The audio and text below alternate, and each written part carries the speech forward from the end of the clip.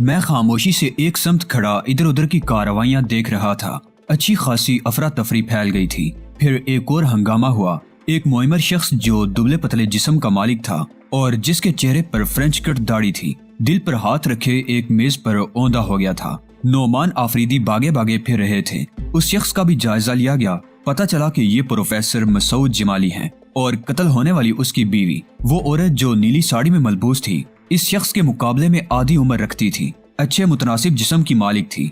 गोली उसकी पेशानी पर पड़ी थी और उसे चंद लम्हे भी जिंदा रहने का मौका नसीब नहीं हुआ था। उसका जिस्म साकत पड़ा हुआ था। सब लोग सहम कर और सिमट कर कोनों खुदरों में खड़े हो गए थे। दरमियानी हिस्सा बिल्कुल खाली हो गया था। नौजवान को पूरी तरह काबू में कर लिया गया और वो दराज कामत आदमी जिसने फुर्ती से उसे दबोचा था, आगे बढ़कर लाश के करीब पहुंच गया था। मैं अब भी आगे ना बढ़ा। क्या फायदा ऐसी बातों से दिलचस्पी लेने का? दूर से देखना ही ज्यादा मुनासिब था। फौरन ही प्रोफेसर मसूद जमाली को बाहर ले जाया गया और शायद अस्पताल रवाना कर दिया गया। दराज कामत आदमी ने आगे बढ़कर लाश के गिर्द घेरा डाल दिया और शायद कुछ लोगों ने मकामी पुलिस स्टेशन को फोन कर दिया था। इस अफरा तफरी में कोई भी किसी से मालूमात हासिल नहीं कर सकता था। लेकिन कुछ देर के बाद नोमान आफरीदी ने किसी कदर बड़ी जगह खड़े होकर कहा, ख्वातीनो हजरात, बदनसीबी से इस वक्त यहाँ एक ड्रामाई माहौल पैदा हो गया है। एक ऐसे अजनबी नौजवान ने, जिसे हम में से कोई नहीं जानता, अंदर दाखिल होकर प्रोफेसर मसूद जमाल की बीवी सुमेरा जमाल को कत्ल कर दिया है। इस कत्ल की वजूहात क्या है और ये नौजवान कौन है? जाहिर है इसकी तफसील अभी नहीं मालूम हो सकती, क्योंकि तकरीब के खुसूसी मामलात खत्म हो चुके हैं। इसलिए निहायत माजरत के साथ मुझे ये अर्ज करना पड़ रहा है कि तकरीब जारी नहीं रह सकेगी। अगर पुलिस आ गई तो आप लोगों को खासी मुश्किलात का सामना करना पड़ेगा। क्योंकि कातिल रंगे हाथों पकड़ा गया है, इसलिए मेरे ख्याल में आप लोगों का यहाँ रहकर पुलिस को बयान देना भी जरूरी नहीं है। अगर पुलिस ने कभी कोई तफसील मालूम की तो मुझे आपकी यहाँ आमद की निशानदही करना होगी। जो मेहमान जाना पसंद करें वो यकीनन चले जाएं। कोई भी मेजबान अपने मेहमानों से ये अल्फाज नहीं कहता, लेकिन जो मुश्किल सूरत हाल पेश आई है इसका अंदाजा आप सबको है। लोग पुलिस का सामना करने से घबरा रहे थे और ये मुनासिब बात भी थी। खामखा की उलझने कौन पालता है। मैं और फरीदा अभी एक समत खड़े हुए थे और मेहमानों के जाने का मंजर देख रहे थे। मैंने फरीदा से कहा, क्या तुम मुझे कुछ देर यहाँ रुकने की इजाजत दोगी? हाँ हाँ, क्यों नहीं। और भी चंद लोग रुके हुए हैं, उसने कहा। बिलाशुबा 3-4 घराने अब भी यहाँ मौजूद थे। ये वो थे जो नोमान आफरीदी को तनहा नहीं छोड़ना चाहते थे, या तो शायद उसके या उसकी बीवी के अजीजो अकारब थे। सब मुख्तलिफ टोलियों में बटे हुए एक दूसरे से बातें कर रहे थे। नोमान आफरीदी लपकता हुआ मेरे करीब आया और बोला, ये अच्छा हुआ आप नहीं गए मिस्टर जहांगीर जमाल शाह। आपकी वजह से मुझे डार्स रहेगी। खुदा जाने क्या हुआ है, क्या किस्सा है। वैसे फारूक हसन साहिब ने इस नौजवान को काबू करके मेरा ख्याल है किसी बहुत बड़ी वारदात को रोक लिया है। पता नहीं वो जुनूनी शख्स और कितने अफराद को कत्ल करता।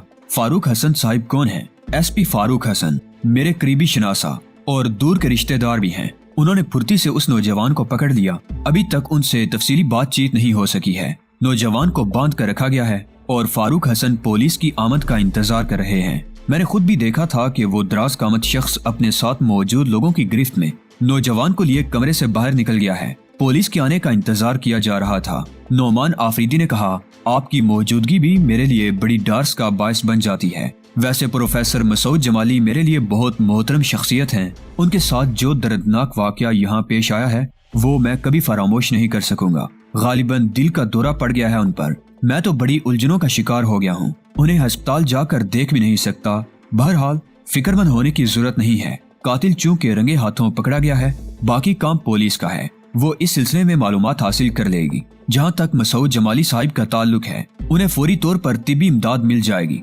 बीवी की मौत के सदमे ने उनका ये हाल किया है। हाँ, बहुत नफीस इंसान है वो। आपको उनके बारे में तफसील बताऊंगा तो आप हैरान रह जाएंगे। बड़ा बदनसीब शख्स है। जिंदगी में इसे कभी खुशियां नसीब नहीं हो सकी। लेकिन ये मौका इन तमाम बातों का नहीं है। ओहो, शायद पुलिस आ गई है। पुलिस इंस्पेक्टर चंद अफराद के साथ अंदर दाखिल हुआ।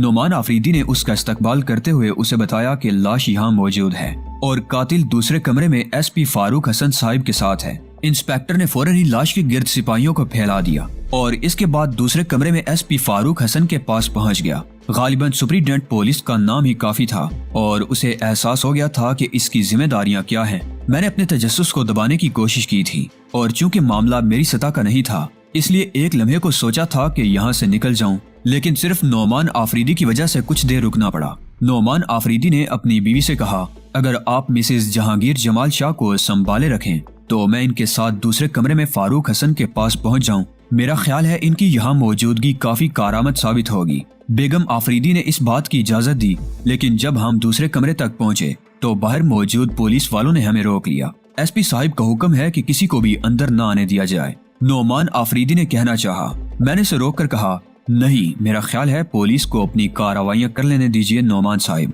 और मुझे भी इजाजत दीजिए। अगर आपको कोई उलझन पेश आए तो मुझे जरूर खबर कर दीजिएगा, जैसा आप मुनासिब समझें। थोड़ी देर के बाद मैं फरीदा के साथ वापस चल पड़ा।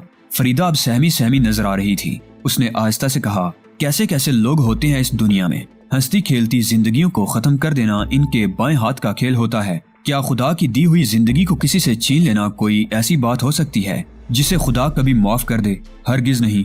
तो लोग ऐसा क्यों कर डालते हैं? भरतौर जुर्म इसी का नाम है, और मुजरिम कभी इस अंदाज में नहीं सोचता। आप इस कत्ल की तहकीक करेंगे? नहीं, ये छोटी सी बात है और महकमा पुलिस का काम है। जाहिर है ना तो मुझे इसके लिए दावत दी जाएगी और ना ही मुझे इस पर काम करने की जरूरत पेश आएगी। फरीदा ठंडी सांस लेकर खामोश हो गई। दूसरे दिन के अखबारात में थोड़ी सी तफसील मौजूद थी, लेकिन बहुत बड़ी खबर के तौर पर नहीं। तफसील यही थी कि नोमान आफरीदी के यहाँ तकरीब में प्रोफेसर मसूद जमाल की बेगम सुमेरा मसूद जमाल को कत्ल कर दिया गया था। कातिल हसन इकबाल नामी एक नौजवान है जो सिर्फ एक हफ्ते कबल 4 साल की सजा काट कर जेल से रिहा हुआ है। कोई ऐसा पसे मंजर है इस कत्ल का जिसकी तफसीलात अभी सामने नहीं आ सकी। प्रोफेसर मसूद जमाल पर दिल का एक छोटा सा दौरा पड़ा था। वो अभी तक अस्पताल में डॉक्टरों के जेर इलाज हैं। बस इसी किस्म की तफसील थी जिसे कोई खास तासुर नहीं झलकता था। अलबत्ता मैंने इखलाकन नोमान आफरीदी को फोन करके उनकी कैफियत मालूम करना चाही। नोमान आफरीदी तो नहीं मिले, लेकिन उनकी बेगम से बात हुई। कहने लगी, जी जहांगीर जमाल शाह साहिब, नोमान साहिब किसी कारोबारी सिलसिले में गए हुए हैं। दरअसल फारूक हसन हमारे अजीज हैं और उन्होंने सारी सूरत हाल संभाल ली है। हमें इस सिलसिले में किसी मुश्किल का सामना नहीं करना पड़ा क्योंकि कातिल वहीं गिरफ्तार कर लिया गया था। लेकिन अभी तक पुलिस से कोई ऐसी तफसील नहीं मालूम हो सकी जिससे इस कत्ल की वजह मालूम हो सके। मेरा ख्याल है नोमान आफरीदी साहिब अस्पताल में प्रोफेसर मसूद जमाल से मिलने गए हुए हैं। उनसे कह दीजिएगा भाभी कि अगर मेरी कोई जरूरत पेश आए तो मुझे जरूर इत्तला दे दी जाए। बहुत बहुत शुक्रिया, मैं जरूर कह दूंगी। आपकी बेगम कैसी हैं? बिल्कुल ठीक हैं। बदकिस्मती से ऐसी अफरा तफरी के आलम में उनसे मुलाकात हुई और फिर ये हादिसा पेश आ गया। इसी वक्त दोबारा उनसे मुलाकात कराइएगा। जरूर, आप लोग भी तशरीफ लाएं, आपका अपना घर है। हाँ बिल्कुल आएंगे। खुदा करे ये मसला हमारे लिए वबाले जान न बनने पाए। इत्मीनान रखिए, आपके लिए भला क्या वबाले जान बन सकता है। सर, एक अनोखी वारदात हुई है और इस सिलसिले में मेरा ख्याल है आप दिलचस्पी लिए बगैर नहीं रह सकेंगे। हमारे एक साथी हैं, नफीस अहमद उसका नाम है, और हमारे साथ रिकॉर्ड के शोबे में काम करता है। उसने मुझसे दरखास्त की है कि अगर मैं इस सिलसिले में इसकी मदद कर सकूं तो एक बेबस खानदान पर रहम होगा। मैंने तफसीलात मालूम कर ली हैं और नफीस अहमद से वादा किया है कि आपसे तज़किरा करूंगा। अगर आपने इस बारे में कोई दिलचस्पी ली तो मैं अपने तौर पर काम का आगाज कर दूंगा। बैठो और बताओ क्या चक्कर है। मैंने सवाल किया और आफ्ताब कमाल चंद लम्हे सोचने के बाद बोला, नफीस अहमद की इत्तला के मुताबिक 1-1.5 हफ्ते कबल नोमान आफरीदी नामी शख्स के यहाँ होने वाली इस तकरीब में आप और फरीदा बाबी भी शामिल थे, जब मसूद जमाल नामी शख्स की बेगम को कत्ल कर दिया गया था। कातिल हसन इकबाल नामी एक शख्स को करार दिया गया है और वो जेरे तफ्तीश है। मैं इस वारदात की बात कर रहा हूँ। ओहो, क्या इस सिलसिले में कोई खास बात मालूम हुई है? सर, आप इस तकरीब में शरीक थे? बिल्कुल शरीक था और कत्ल मेरे सामने ही हुआ था। एक एसपी फारूक हसन ने उसे गिरफ्तार किया था। थोड़े बहुत वाकयात मेरे इल्म में हैं, मगर नफीस अहमद का इन मामलात से क्या ताल्लुक है? ये अच्छा हुआ कि आपने वहाँ की सूरत हाल का जायजा लिया था। अब जरा इस मौजू पर बात करने में आसानी हो जाएगी। आफ्ताब कमाल ने कहा, फिर बोला, नफीस अहमद हमारा एक अहम और सरगर्म कारकुन है, बड़े काम का आदमी है। हसन इकबाल नामी नौजवान इसका कजन है और इसके बारे में नफीस अहमद ने जो तफसीलात बताई हैं वो बड़ी अफसोसनाक हैं। सूरत हाल ये है कि हसन इकबाल अपने माँ बाप का अकलौता बेटा है। 4 बहनें हैं जो तकरीबन जवान हैं। वालिद अच्छी खासी मुलाजमत करते हैं किसी प्राइवेट फर्म में। हालात बहुत बेहतर थे। हसन इकबाल ने अच्छी खासी तालीम हासिल की और ज़ेरे तालीम ही था कि उसके वालिद गलत हालात का शिकार हो गए। आपको इल्म है जहांगीर जमाल शाह साहिब के गलत सोचों ने बहुत से घरानों को इन फाइनेंस कंपनियों के चक्कर में डुबो दिया है जो फरेब दही से लोगों से रुपया वसूल कर रही थी। लोगों ने सूरत हाल से बेखबर बगैर सोचे समझे अपना सरमाया इन फाइनेंस कंपनियों की नजर कर दिया और इसके बाद क्लाश होकर बैठ गए। हसन इकबाल के वालिद इकबाल अहमद भी उन्हीं लोगों में से थे। तकरीबन 15 लाख इन्होंने तमाम ज़राए समेट कर फाइनेंस कंपनियों की नजर कर दिया और जब ये कंपनियां डूब गईं तो खुद भी जहनी तवाजुन खो बैठे और नीम दीवाने जैसे हो गए। हसन इकबाल को तालीम छोड़ देनी पड़ी और वो नौकरी की तलाश में मसरूफ हो गया। ये इस शख्स की सूरत हाल है। जहाँ तक हसन इकबाल का ताल्लुक है, इसमें नफीस अहमद का कहना यह है कि खानदान का एक फर्द होने की वजह से इसने भी हसन इकबाल की गिरफ्तारी के सिलसिले में भाग दौड़ की। इससे पहले हसन इकबाल 4 साल की सजा काट चुका है और अभी चंद रोज कबल रिहा हुआ था। घर की हालत इतनी तबाहकुन है उसकी कि फाका कशी होती रहती है। इस वक्त भी कोई ऐसा ही चक्कर था जब वो जेरे आताब आया, मगर इस बार तो उसकी जिंदगी पर ही बन कर रह गई है। नफीस अहमद का कहना है दर हकीकत हसन इकबाल बेकसूर है और उसे एक गरीब आदमी समझकर नजरअंदाज न कर दिया जाए तो वो यकीनी तौर पर बेगुनाह साबित हो सकता है,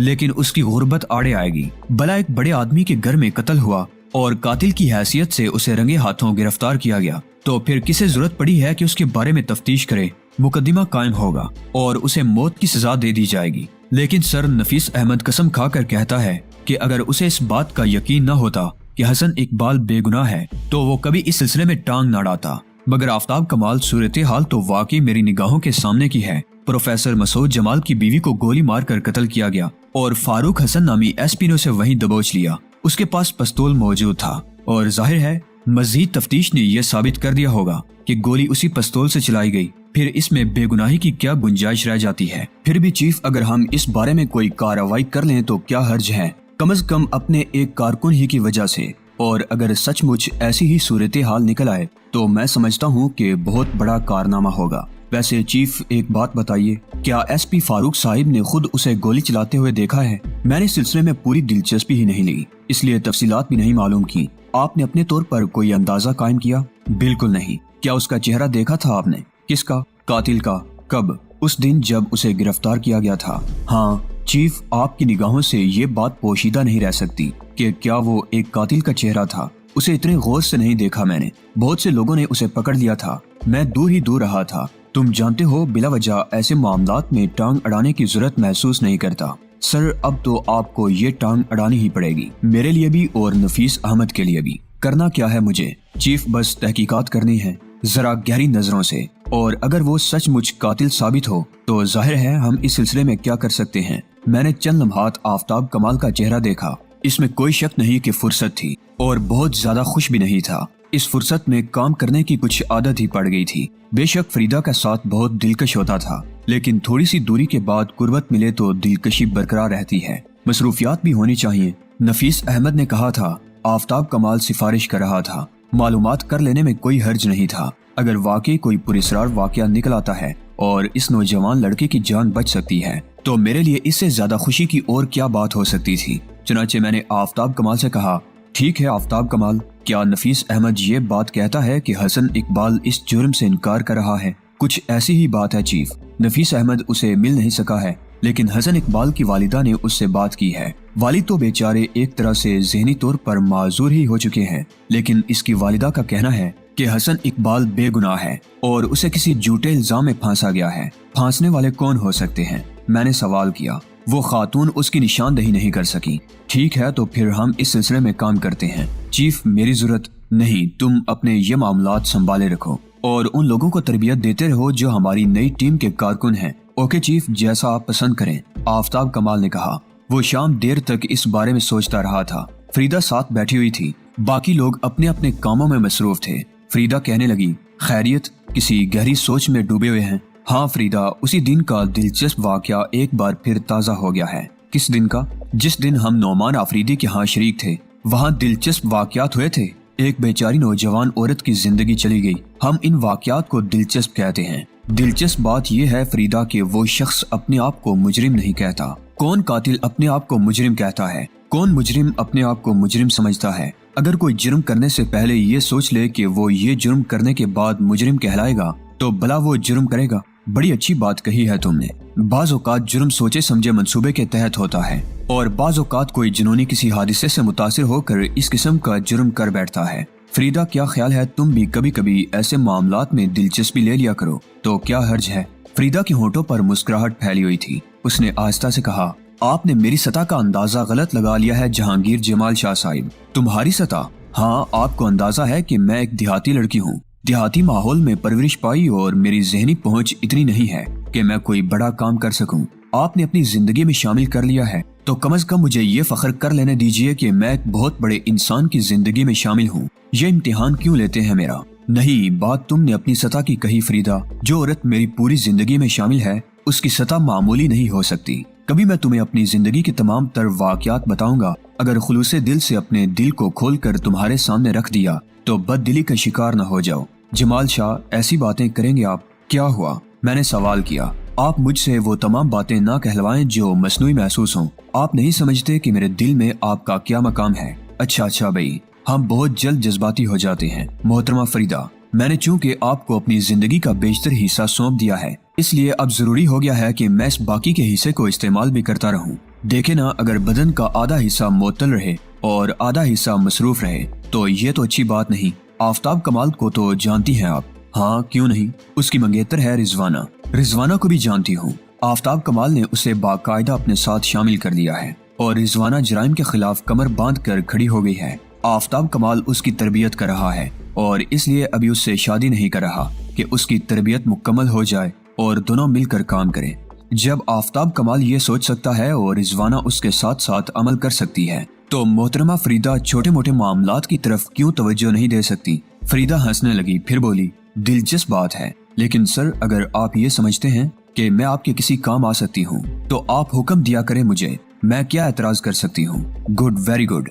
इससे कम से कम ये फायदा होगा कि बहुत से मामलात में मैं तुमसे गुफ्तगू कर सकता हूँ। अगर आप मुझे ये मकाम देने पर तुले ही हुए हैं तो मैं इसे खुलूसे दिल से कबूल करती हूँ। तो मोहतरमा फरीदा साहिबा, सूरत हाल ये है कि वो नौजवान हसन इकबाल इस बात से इनकार करता है कि वो मुजरिम है। एक खाते पीते घराने का फर्द था, लेकिन वालिदैन की नासमझियों की बिना पर वो घर तबाही से दो चार हो गया। 4 जवान बहनों का भाई है, बल्कि अकलौता भाई है। बाप जहनी तवाजुन खो बैठा है, माँ बेकसी की जिंदगी गुजार रही है। सबसे पहले हम उस घराने के अफराद से मिल लेते हैं जिसका वो फर्द है। मेरे ख्याल में वहाँ से हमें सूरत हाल का कुछ न कुछ अंदाजा जरूर हो जाएगा। जाहिर है वहाँ उसकी माँ होगी, बहनें होंगी और यही लोग उसकी अक्कासी करेंगे। क्या ख्याल है? बिल्कुल दुरुस्त। चूँकि आपका हुक्म है इसलिए तामील करना जरूरी है। आफ्ताब कमाल को मैंने टेलीफोन करके मालूम किया कि नफीस अहमद ने हसन इकबाल के घर का पता भी बताया है। आफ्ताब कमाल ने अपनी गलती का एतराफ करते हुए कहा कि हाँ, वो मुझे बताना भूल गया है।